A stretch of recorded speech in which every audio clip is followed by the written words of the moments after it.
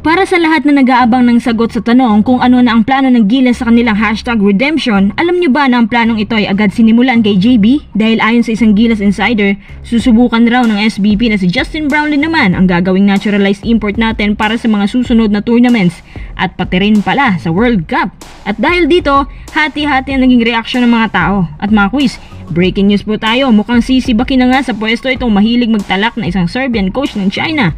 Papalitan daw ito ng isang foreigner pa rin na coach. Ito ay dahil sa masamang nangyari sa kanila mula sa World Cup hanggang sa Asian Games.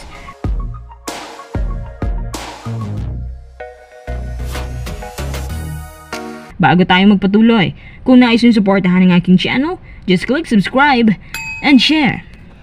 Nagsagawa ng survey ang isang official account ng Gilas at nagtanong kung paano kaya kung si Justin Brownlee na lang ang pinalaro ng Gilas sa World Cup at hindi si Jordan Clarkson. Yun pala, may balak ang SBP na si Brownlee naman ang isa lang sa Olympics at sa World Cup. Kahit malayo pa yon, pero nakaplano na. Sa bagay na to, hati-hati pa rin ang reaksyon ng mga tao. Halos pantay lang din ang mga bumoto kay JB at JC. Pero dahil sa magandang performance ni JB sa Asian Games na to, kaya ang daming nagsasabi na kung sana si JB ang pinalaro sa World Cup, baka mas nagiging maganda pa ang ball rotation natin at mas umiikot pa ang opensa sa mga kasamahan.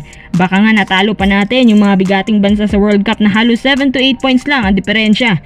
Ang ganitong bangayan ay hindi matatapos mga quiz. Itong dalawang to, pareho namang may laban. Una to si JB. Si JB pagdating sa Asian Games, napaka-efficient niya. Nahihirapan niyang pigilan ng mga Chinese to.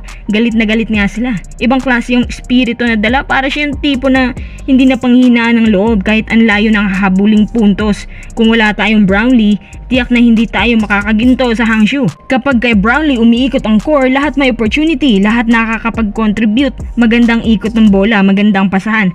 Talagang pinapakita dito ang teamwork na dala niya. Sa isang banda, si JC naman, kung versatility lang naman ang pag-uusapan, talagang yung kalibre ni JC kailangan natin. Yung tipo na pang World Cup talagang abilidad niya kasi kaya niyang umiscore kahit sa anggulo. Pero 70% ng opensa, halos napupunta lang sa kanya kasi nga sa kanya talaga pinapabuhat ni Coach Shot ang buong opensa. Ako personally, gusto ko pa rin si JC sa World Cup, pero nung nalaman ko ang plano ng SBP, why not? Gusto ko rin makita si JB na maglaro sa World Cup. Bakit hindi natin subukan? Sa palagay ko rin, may laban naman si JB. Tapos si Ange Kwame pa rin ang frontcourt partner niya. Siguradong ayos na ayos din. Sa world stage kasi, minsan hindi uubra yung pa-scoring na malaki ang puntos. Minsan mas importante pa nga ang chemistry kesa sa sarili mong scores. Kasi kapag magandang chemistry, magandang hatak ng buong team. Yung momentum, nasa inyong lahat. Wala sa isang individual. Mas maganda talaga kasi kapag sama-sama gaya ng ginagawa ng ibang bansa. At sa opinion ko rin, maganda naman ang pagkakalagay kay JC sa Gilas. Talaga yung sa coaching lang nagkatalo. Siguro dapat nang itanong kung paano kaya kung hindi si Coach Chot ang coach sa World Cup. Malaki ba ang posibilidad na marami tayong naipanalo? Paano kung si Coach Tim yun? Kahit si JC ang import nila, mag-iiba nga siguro ang takbo ng game. Bueno, payag ka ba na sa susunod na World Cup si Justin Brownlee naman ang isasabak? Or dapat si Jordan Clarkson pa rin?